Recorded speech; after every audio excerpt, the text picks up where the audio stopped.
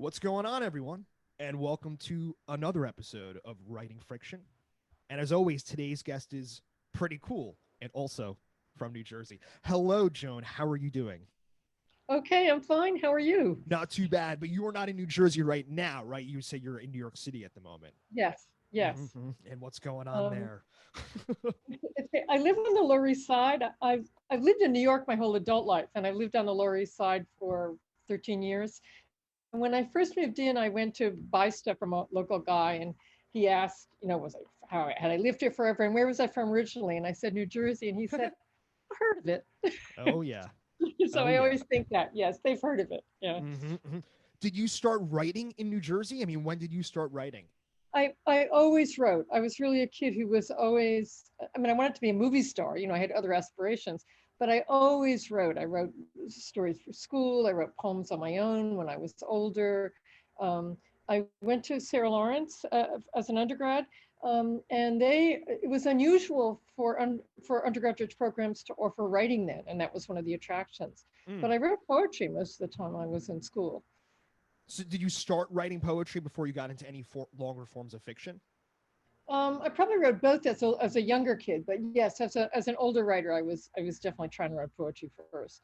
And the world is saved from some really bad poetry. Man, That I wish that was the case for a lot of poetry out there. Well, that's funny. But growing up, I mean, what were you reading as a child? I'm assuming you were probably a big reader. I was a fanatic reader. My Yeah. mother used to say, the house could burn down and you have your nose in a book. I love Louisa May Alcott. There were lots of what we now call tag sales then, where you could buy used books. So I had a very full collection of everything by her. hmm Um, she was probably my favorite author as a kid. And then I would take up, when I was really little, there were the childhood of famous American stories where you'd read about Abigail Adams and people like that. And I loved those. So I was always gobbling up whatever I could read. Yeah, no, most definitely. I mean, we're talking in the year almost 2021 now, right? And Yeah. it's with technology the way it is and how fast it's entered our lives, I look at people and I feel like walking around the streets of San Francisco, maybe it's just me, but I feel like I'm seeing people reading books more and more now. Like it's almost become a new art form in a way because it's been in our books have been in our lives for so long. And then technology, people read on phones, they read on screens, they do all these kinds of things. But just walking around, I feel like I'm seeing all the time now people walking in the street with books in their hands. Do you see that around New York? I mean, that people are kind of like hunkering down. I mean, I feel like it's coming back into public Well, certainly conscious. when you're on the subway, which I still am, everybody's reading. They might Yeah, be reading on their devices. They might not actually be a physical book, but they're definitely reading text. They're not just reading their mail. yeah, I love that. And apparently, sales are actually up in all forms. I don't really care, what platform people read on. yeah. It can be a physical book or I read a lot on my Kindle. Do you Um, really? yeah, yeah. It's easier on my eyes, and No, for I sure. yeah, and I love it that it's instant too. Like, oh, I hmm think I'll read this. Here it is. But I think people are actually reading more, and of course, I love that. hmm Um, so to kind of go back to the beginning and kind of bring us to where you are right now, you're in Sarah Lawrence. You said you were writing poetry at that time. Hmm? Okay, Yes. when was that first idea of like, boom, I want to create something longer? Was it a short story? Was it a novel idea? And what was that process like that first time you really tried to do it? The first sort of Was it short was it story a I ever failure? well, there were probably a lot of failures. We don't talk Yeah. about them. But my teacher, my senior year, was Grace Paley, who was a wonderful short story writer. And but everybody, it was looser then. Everybody taught everything. She taught poetry, sure. But because of her tutelage, I tried a short story and I loved it. And it eventually got published in a literary magazine, which was, of course, deeply thrilling to me. Mm-hmm. So that was probably the beginning, even though I went back and forth for a while. Mm-hmm. And so that first short story, it gets published. You said, what are you feeling then? I mean, when you graduate college, what's your plan for your life? Are you trying to be a writer? Did you want to be a cook? What was the idea? Um, I wanted to be a writer. I wanted to be a poet still. I went to work in publishing and I didn't like working in an office 9 to 5. It For was just like a copy for like a editor. major publisher or just a Holt Reinhard Winston, as it was uh-huh. called. Now it's just Holt. Um, And I quit that job in the spring and became a waitress. I worked at Max's Kansas City, which was a big hip I gathering spot, never right? saw a show there, but it's I'm well aware of it. Yeah. So it was of course great. You know, I got to sort of wander around, That's work there. you worked there. Who did you see play there? I didn't. They didn't even have. I worked there so long ago. They didn't have a discotheque then. Oh, okay. They had a discotheque that was not live music. The live Got it. music Okay. started like a year later. Most Um, definitely. and you could be fired for dancing in the discotheque if you were waitressing. You know, you had to like be careful when the boss Mickey was around. Yeah. Um, but I worked there briefly, and then I worked at other bars that were part of that same circuit. And I did that for 3.5 years, and it was really, my education in lots of ways. There was all sorts of stuff going on. It was the late '60s, early '70s. Man. Um, Yeah. I probably settled into writing after that. When I was in my mid 20s, my mother died. Not suddenly; she'd been ill for a while, and I sort of wanted to write about her life, and that became my first book. And I worked on that, through my late 20s and early 30s. What was the name of your first book? Household Words. Mm-hmm. I look at it now, and of course, it's not what I would write now, but I meant it. It was a very and it has me in it. It's definitely I still sort of own it. And that was the beginning. I mean, of my life as a writer. Well, if you don't mind me asking, I mean, you're talking to someone who's in their early 30s right now and just wrote their first. I wrote a novella, and Yes. you say you wouldn't write that now. Do you look back at that writing as not bad writing, but it's just something you wouldn't write about now, or what do you mean by that? Well, that's interesting. I'm not entirely sure what I mean. It's very intensely in the point of view of the character who is the mother, with whom I was often at odds in real life. So that was a stretch I wanted to make. I didn't want to write the daughter's point of view. Mm-hmm. I already knew that. I wanted to do something I didn't know. So that has remained consistent in a way. I'm going trying to go outside myself in what I write. But and the sentences aren't bad. I had, because of being sort of trained as a poet, I had some sense of being careful and wanting to wanting, but it's slower than what I would write now. It's more enclosed. Now I'm always trying to move into different worlds, and that's very much in its one narrow suburban New Jersey world. Um, but I think that's natural to feel that. It would be odd to think, oh, I write the same as I did 40 years ago. That Yeah. that would be peculiar. I think with any art form, I think if you talk to Paul Simon, he would be like, the songs I wrote in Simon and Garfunkel are garbage. Yes. Listen Yeah. to Yeah. Graceland. That's who I am as an artist. Yeah. But it's hard, as fans of, me, I'm a fan of, all art. It's interesting to hear people say that. And, I think about, I wrote a boxing novella set in Jersey City, and, I was able to write about that because I'm from that part of New Jersey. I haven't lived there for 10 years, but it will always be part of my identity. And something I can always kind of go back to. But I think, what will I think about that 20, 30 years from now? But let's go back to you, more about that first book. How long did it take to write?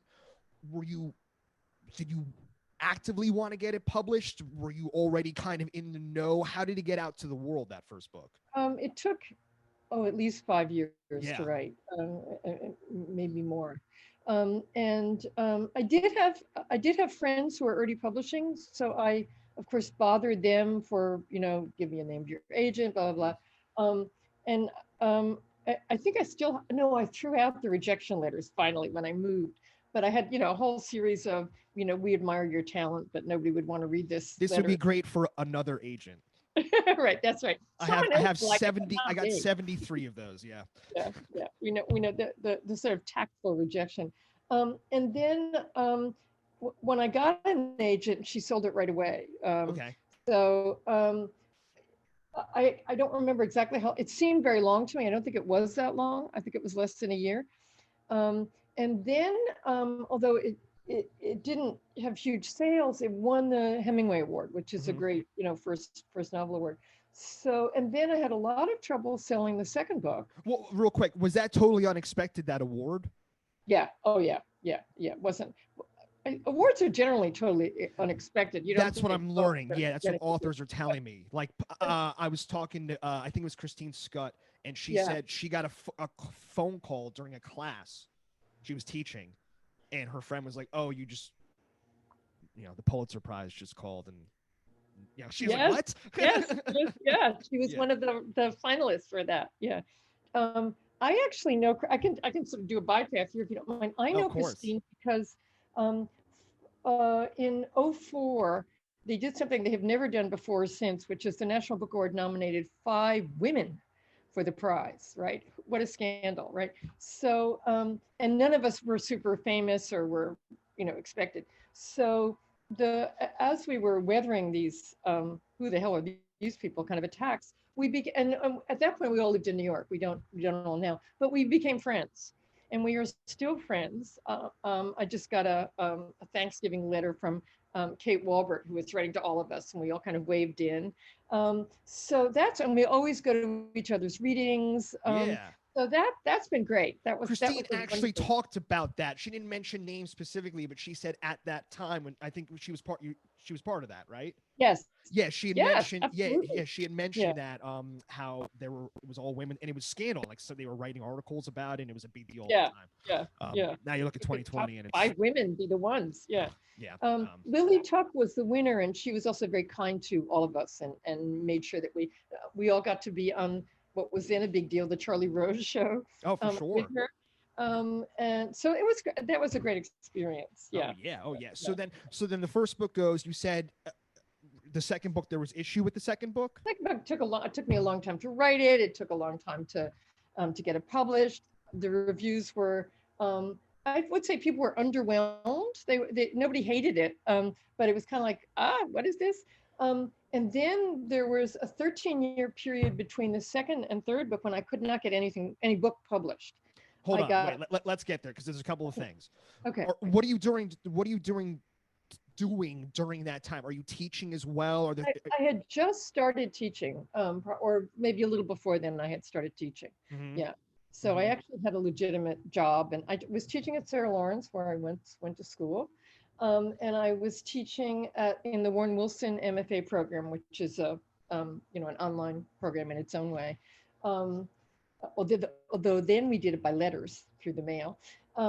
So I had work, and it was, in some ways it was painful because I had work as a writer, but I couldn't get, actually published as a writer. Anyway, yes. Mm-hmm. So you weren't sitting in a cabin in the woods in Vermont for 2 years writing a novel with No, nothing going on. Okay, I'm very urban. uh-huh. I like to go to the country in the summer, and I can hike and stuff, but I'm really a city person. When you can hop in your car and drive right away.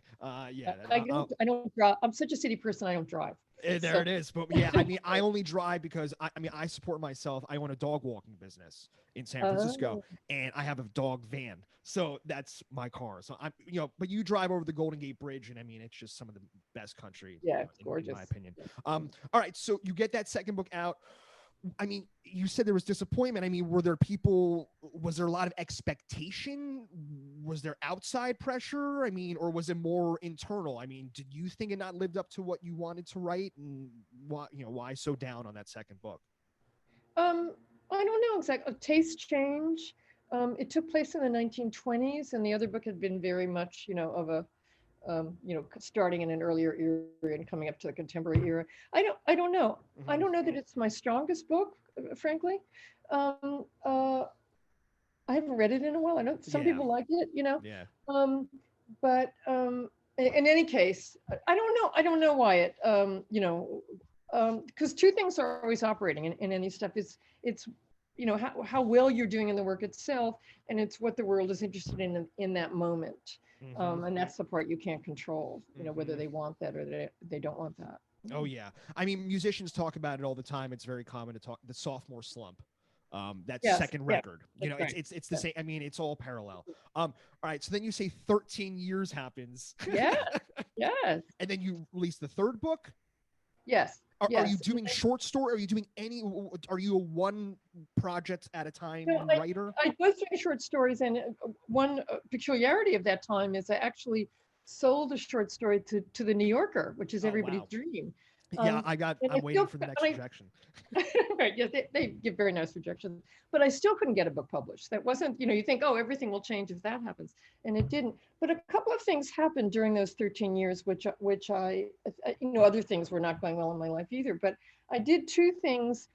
You realize, oh, this thing I'm running on isn't gonna work for the rest of my life. So I better think of something else. So I did two things that were very important for me in a large sense. One, just to kind of get out of, well, both things were to get out of myself.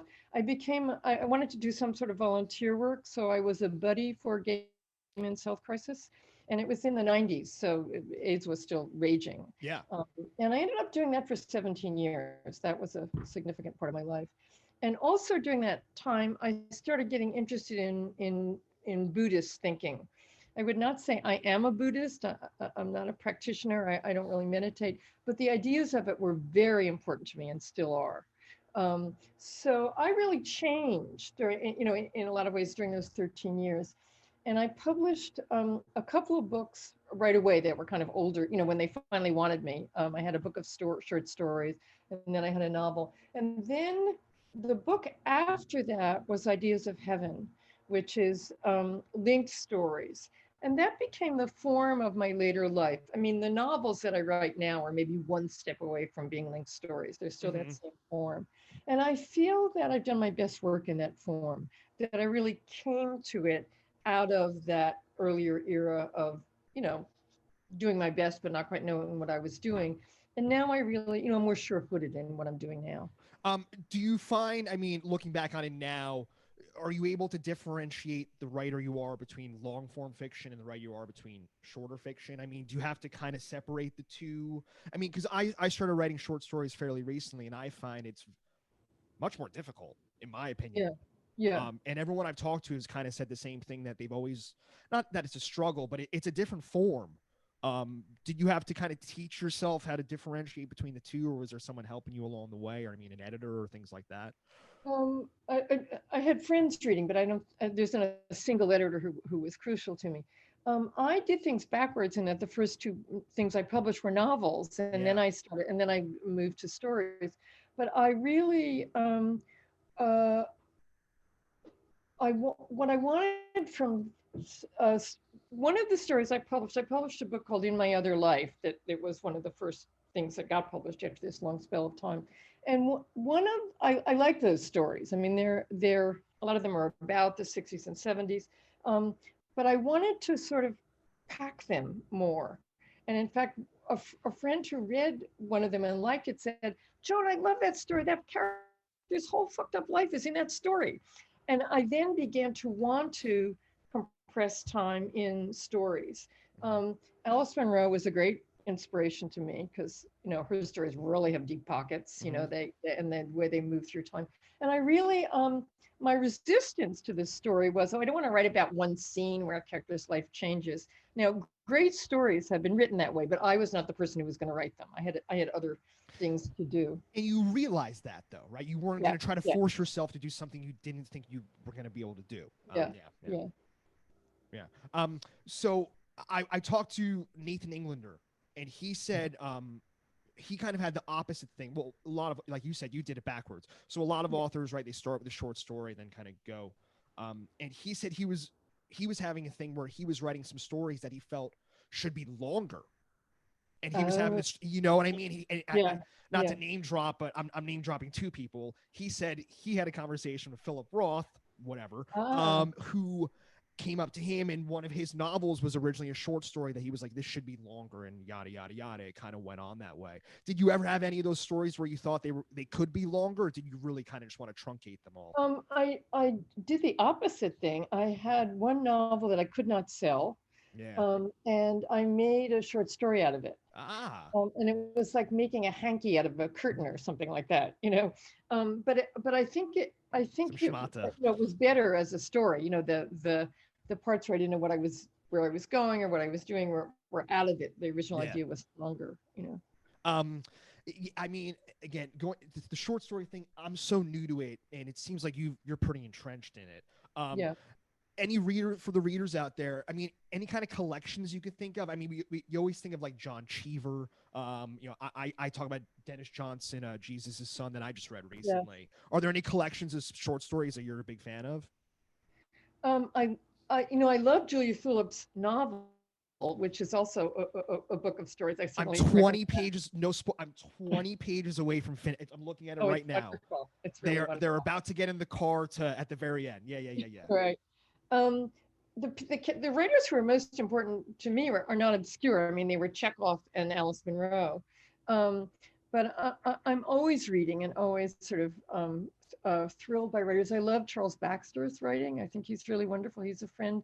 Andrea Barrett, also long, um, you know, highly detailed historic stories about the history of science that are just fabulous. So Really. those are writers I'd recommend.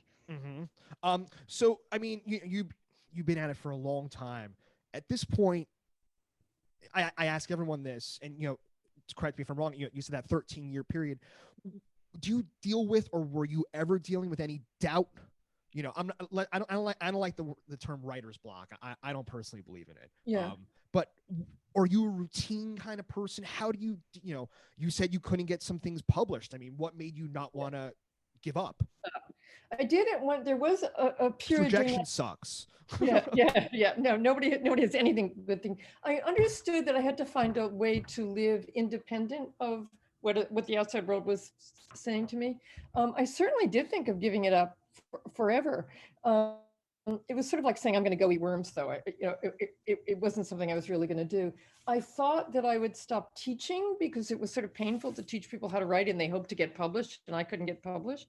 So I one of the ideas I had, which was a perfectly good idea, was I would become an interpreter for the deaf. I would teach American Sign Language. I would be one of those people who look so fabulous on stage doing the ASL, stuff. They just look, and I was terrible. I took a course and I was terrible at it.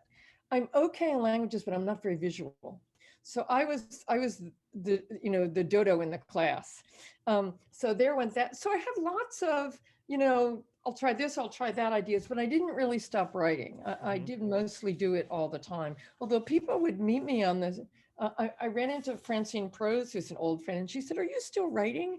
And I was just wounded. It was a perfectly legitimate question. I haven't seen anything in years and years. Yeah. So, but I did keep going, and also through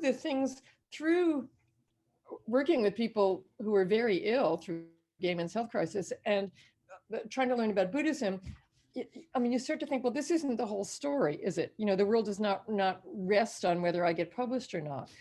So that was and I try and keep hold of that because, I mean, I have in some ways I have what I want now, right? I've had success, I'm happy, but it could always be different the next time. They could suddenly decide, oh, we don't like this kind of story anymore. So you have to have something in yourself so that you can live with that because the world is never secure. You're never going to be free of that possibility.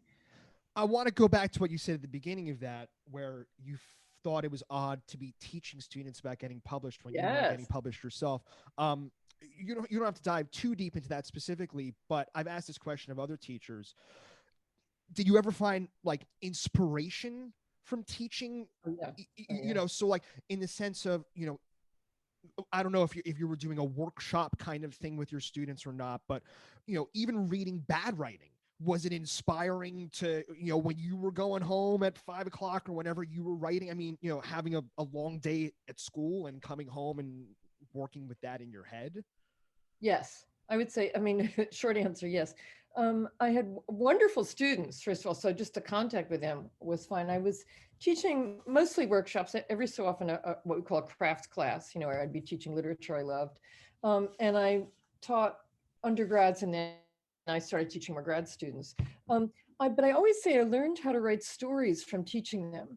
I mean, I did come in as someone, I don't have an MFA myself, I have an MA in literature. So I don't have, although I took some, Do you Is that something that still bothers you? no, it doesn't bother me. Okay. And nobody cares either. No one But cares. Yeah. but I didn't have the kind of training that people have now. And also I would say the earlier days of teaching writing, it was a little more, people were teaching by the seat of their pants. You know what I mean? They Hmm. weren't exactly, it wasn't codified. Um, but when I would look at student stories, you have to sort of find a way to articulate what you think is missing from the story or what, so I learned a lot about story shape from having to articulate to students what I saw in their work. I would say my own way of teaching ended up being not corrective so much as just telling people what I saw in it. I don't like the idea that you're like whooping people into line. No, I loved teaching. I just stopped teaching at Sarah Lawrence. I'm officially retired now, and I still Mazel, teach it. congrats. Thank you. And I still teach at Warren Wilson, so I have some need to keep doing that. Hmm. So I'll ask an obvious question. I mean, obviously you've won numerous awards, and obviously congratulations, amazing things. What's that experience like? I mean, I feel like some people think, I certainly thought you win a Pulitzer Prize or whatever, and next, you sell a million books and now you're Stephen King or whatever. It doesn't work that way. What's been your experience with these awards? I mean, is one different than the other? Does it really affect book sales when you have that nice shiny little silver thing on the, what's your experience with all of that? My experience is nothing but good, Hmm. certainly. The most crucial one for me was the one when they nominated us five women, Yeah. because That I was the really, National Book Award. that was the National Book Award, and that was all of a sudden I was getting a kind of attention. Also, we probably got more attention because we were such an oddball story. Hmm. Some of it hostile, but still, um, we had it. So that was startling. And in fact, when the guy called me, I thought he was calling me about something else. Like, oh, they're calling me because they want me to judge something or do some work or something. I mean, I was just really stunned. But people say, oh, what's the difference? And I always say people are nicer to me now. It isn't that people were mean to me before, but all writers know you're acted as if you're very dismissible. And now, people will at least listen to me.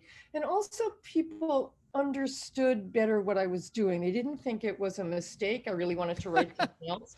Do you know what I mean? Like, oh, this is a failed attempt at this. It's sort of like, well, this is what she does. So I love that. I would also say that because the last book won 2 awards, which I never expected. And I always think it's sort of like when you're young, you think, well, if I only got that, I'd never be unhappy again. And in my case, it's sort of true.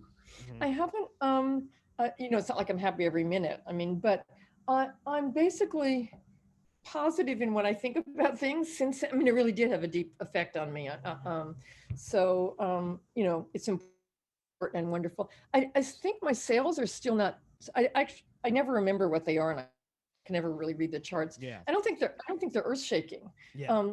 Um, but they're wonderful for me. Hmm. They're more than I ever expected. Yeah.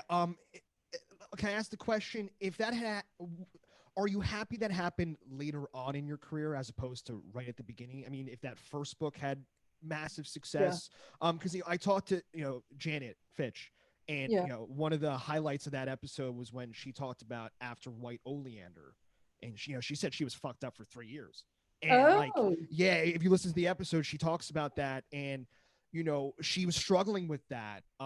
She's pretty open about talking about that. Are you kind of happy it happened later on in your career, this success and sense? I feel that I've done my best work. I feel like the last 5 books, which are the beginning of this particular form that I do, are my best work. So in that sense, I feel like it couldn't be any different. Mm-hmm. I didn't. It's not like, oh, they should have noticed those other things. The other things are fine, but my best work is now. Yeah.